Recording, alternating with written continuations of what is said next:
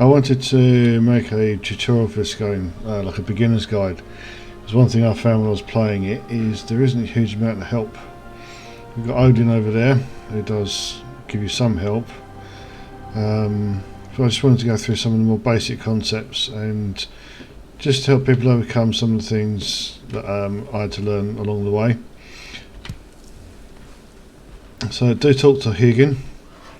He does give you some tips and advice. Just keep your eyes open for him. And the first thing you do is hit, as you said, click on this Vegvisir Eiksir, I have no idea if I say so, to register his location. Now this is going to be the first boss you're going to fight, and he is here. A couple of quick things about the map. Firstly, it is huge. Okay, it's absolutely massive. Now a couple of cool things. You can put markers down. You've got these over here on the right. Bonfire, house, whatever these other bits are. Don't know, who cares. If you want to put a marker down, choose one, hold your mouse still, double click, and then you can give it a name. So, Groth. If you want to get rid of it, just right click on it and it's gone. I found this useful later on in the game for delves and copper and marking where my bases are so I know where I'm going. Mouse wheel in and out just to zoom. One thing you want to do, well I recommend, is building fairly close to water. Now the reason for that is you're going to want a lot of flint, that's near water, and tin deposits as well for later on in the game. Something else you want to do is gather every single piece of wood and stone that you can find in the beginning of the game. Now you can pick it up off the floor like I'm doing here, or you get these small saplings, you can literally just punch them. That also puts your unarmed combat up. You get slightly more wood from knocking these trees down, but what we're going to do, as soon as we find this first stone, okay, as soon as you get 4 pieces of stone, hit your tab key, make yourself a stone axe. Okay, so this is a greyling, and it's one of the early level monsters you get to fight. Not particularly tough, as you can see. Let me find somewhere a little bit safer. Something else you're going to want to do, pick food. Food, if you look down the left here, that's your health, and in the middle here it will be your stamina. Right click and eat it. You can eat out of your inventory. You can see the stamina's gone up and your health will go up. If you eat 3 different types of food, this could be raspberry, blueberry, mushrooms, or cooked meat, that will go up even higher. The better quality food, the higher your health and the higher your stamina. Okay, so now we've got an axe. We can cut wood much quicker. You see any little piggies? Kill them. Trust me, you're going to want as much of the resources from these as possible, which is leather scraps and meat. I've actually found quite a few here, so I'll just go ahead and kill these quick.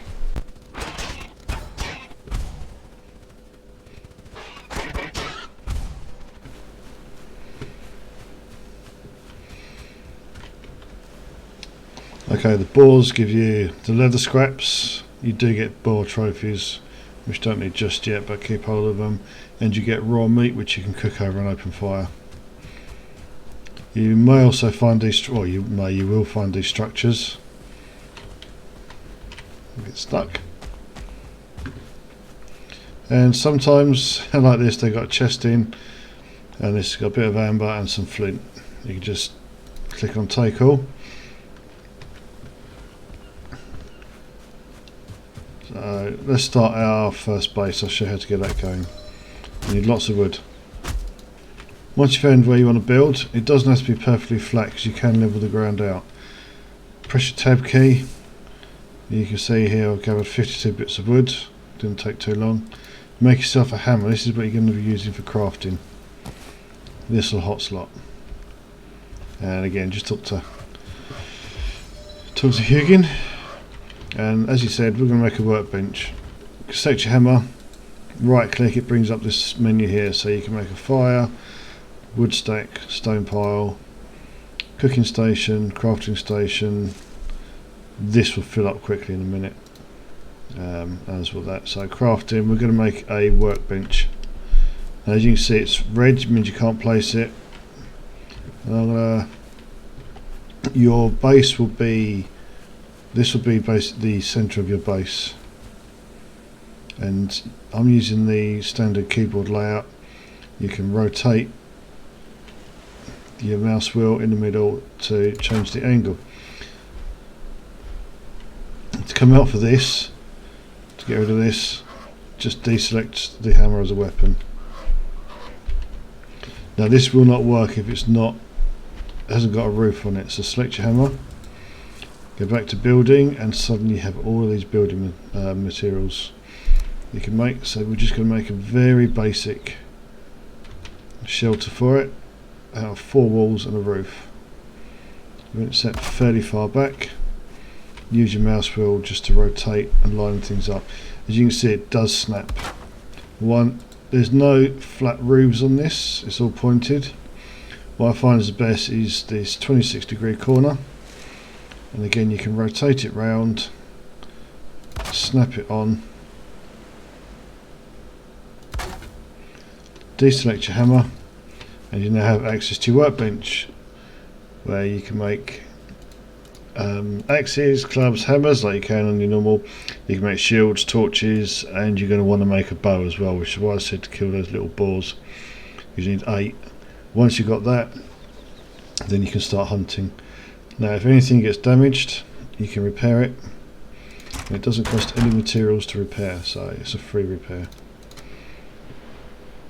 What I'm going to do is make a hoe now and show you how that works. So a hoe is used to level off the ground.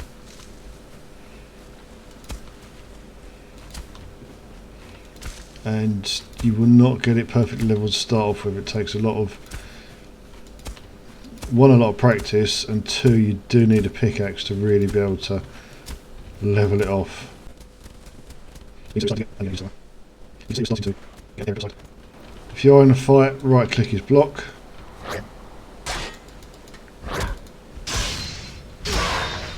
Which is what a shield is ideal for.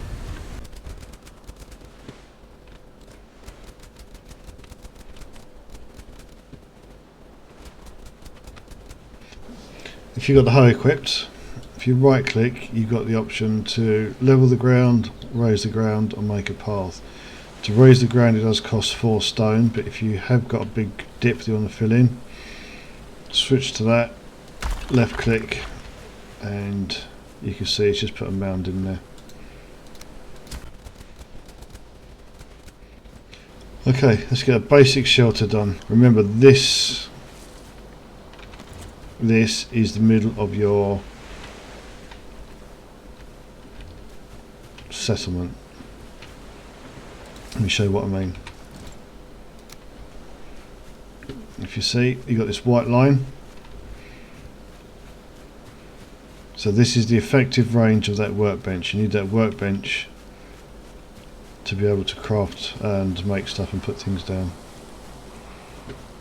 And yeah, this is like a palisade wall. You just pop them down and they snap together as well. But again, you can angle them. I sometimes use that to mark out the area that I'm going up to, so I know what to clear, because as soon as you switch to this, you don't know how far you've got to go. So let's make a quick little house. I'm literally going to make this 2x2, 2x3.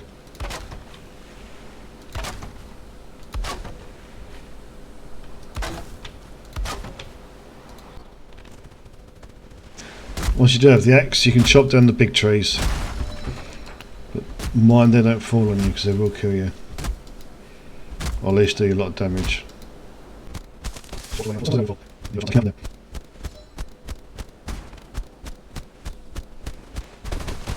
and they can take other trees down with them when they go, so just stay out of the way.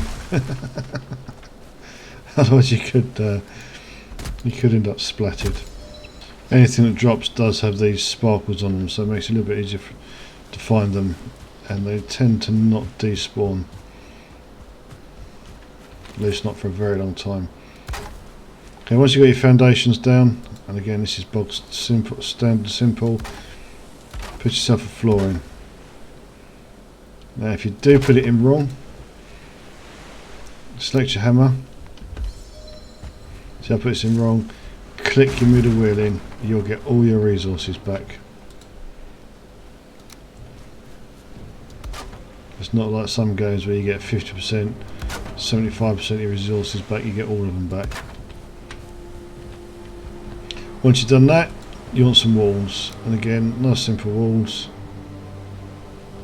And these snap to your foundations. You don't have to put the floor in, the foundations down.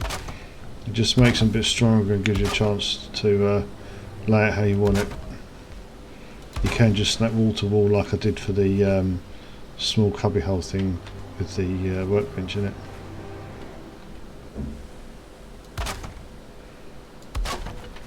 And don't forget to put yourself a doorway in there. Now this will open to the left, and this will open to the right as denoted by the door handle on it. And you can't just run in because you've got the hammer equipped. Unequip your hammer, you can open your door. And the roof, again, we're going to keep it simple. What I am, you can do what you like. Use that 26-degree roof again. If you're snapping over a door, just shut the door. If for any reason you can't get out, just break that foundation when we put the door. Sometimes it can make you just a wee bit too tall. Right, let's get some more wood.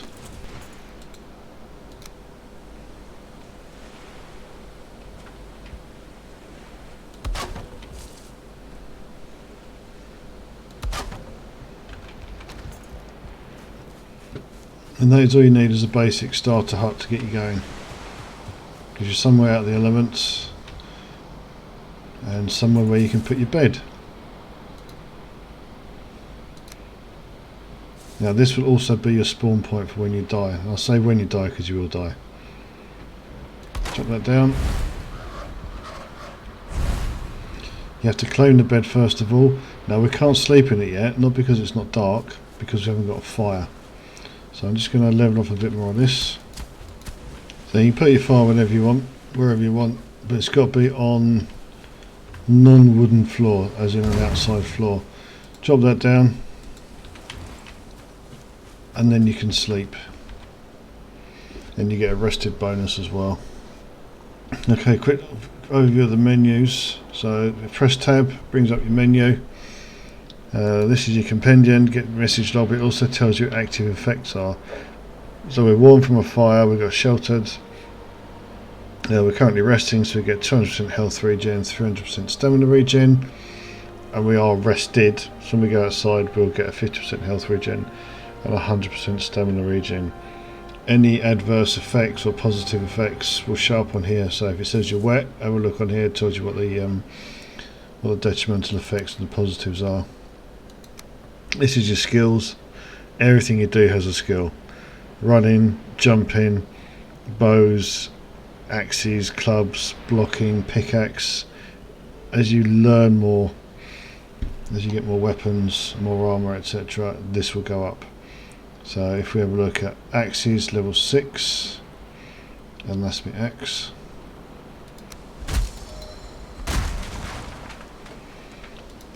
You can see it's now level 7, and this orange bar underneath is how far you are progressing through to that. Your fire will go out when it rains, so I recommend putting a small shelter around it. Okay, now the reason I've done this too high is because you get a smoked effect. So if you have this enclosed, it actually fills the air up with smoke and it can kill you. So now we've got our fire, we've got something to keep the rain off of it with. Actually, I'm just going to move it back and I'll show you. So I'm just going to move it back, all the materials back for it, There you go, it's further back in there now. See the smoke coming up and coming out? That would give a detrimental health effect. And now we want a cooking station. Now I generally have it has to go over the fire, doesn't snap to it. I generally have this facing this way. Now this is brilliant. So you've got your raw meat there. You can either add it to your slot and feed it in manually, or walk up to it and you can hang 2 pieces of meat on there. And you get a little psh, psh noise when they're ready. You now have cooked meat.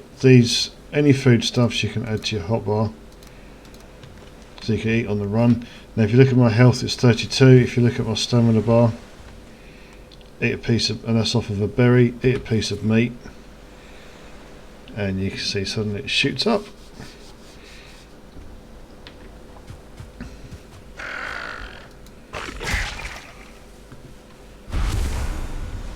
Okay, so if you can't find any necks, kill them. Most times they drop a tail, not always, but sometimes. And you can cook that as well. Keep your eye on your food buff. When that runs low, it'll start flashing. But if we eat that as well, you can see the extra boost I get. As long as it's 3 different types of food. See, I can't eat this again, but I could eat that neck tail. So you can see my health has shot up, shooting up, and I've got a massive stamina bar.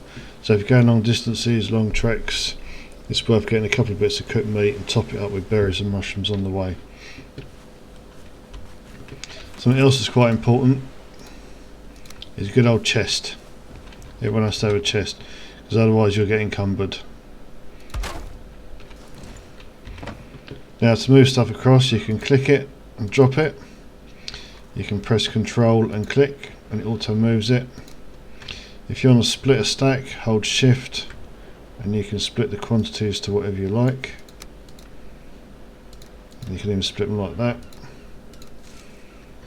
Quite straightforward.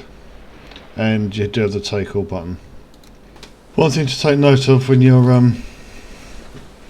building your workbench and you're laying your property out, yeah, it's your property, is there are going to be some items, and I'm going to show you now, that link directly off of the workbench. So this here is a chopping block, and you need this to be able to upgrade your workbench. Now you can see, apart from the yellow dotted line going up, is a gold, copper, sparkly line that's showing you that it's linking to the workbench. It has to be in a certain radius for it to work. Go too far, you can't put it down. Now you're not actually going to use this, it's just going to upgrade your workbench. So workbench level 1, just put it like that. You can rotate it around for aesthetics as well. Workbench level 2. This just gives you access to more equipment and better quality, so you can now upgrade. So my stone axe I can now upgrade to level 2. So I'm just going to do that. I use a bit of stone. Now you can see my stone axe has now got number 2 on the right hand corner because I've upgraded it. Later on in the game you'll get a forge. Forge is similar to this, it's smaller and works exactly the same. My recommendation, stick it next to it and have your upgrades running along the back. They can be anywhere you want. A couple of other very small things before I wrap this up. If you want to sit down, press X and your character will sit.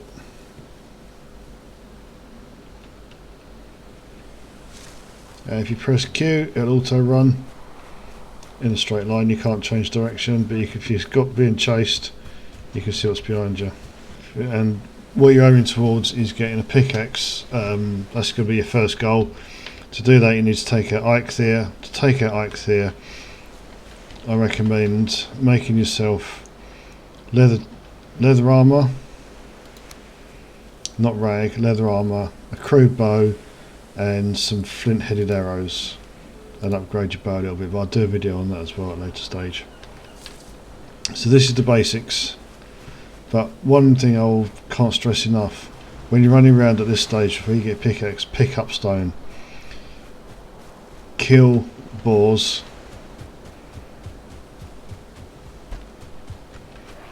because they're very few and far between, because you're going to need those leather scraps. And as soon as you get a bow, hunt for the deer, but always be upwind from them, because they'll be able to smell you. And if you press control, you can crouch. It allows you to get a little bit closer, allows you to sneak in. Well, I hope you found that helpful. It's just a little guide for getting going, how the fire works, how the bed works, how the workshop works.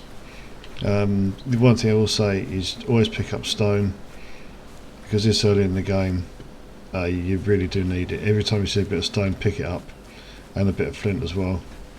Yeah, give this video a like, give it a and give me a subscribe as well. That'd be great, so other more people can get to see my content. So thank you very much for watching. I hope you found it useful. Bye bye.